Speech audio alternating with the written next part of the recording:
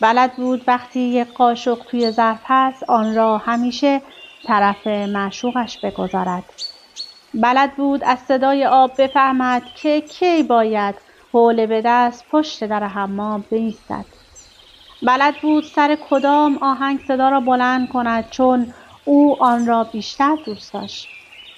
بلد بود کدام تکه از کدام کتاب را بخواند وقتی دارد موهایش را می‌بافد. بلد بود چای را توی استکان شیشه‌ای بریزد که رنگش معلوم باشد و بلد بود کنارش گز به جای قند بیاورد چون همه اینها را معشوقش دوست‌تر می‌دارد. بلد بود معشوقش را دوست‌تر بدارد. بلد بود برایش گل بخرد.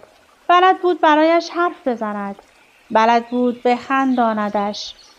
بلد بود بغلش کند تا نترسد. بلد بود وقتی گریه می کند چی بگوید یا چی نگوید. و چون همه اینها را بلد بود اما دلش را نداشت به کسی دل بدهد. بلد نبود دوست داشته شود. بلد نبود خودش را رها کند. بلد نبود بشود همه چیه یک آدم دیگر.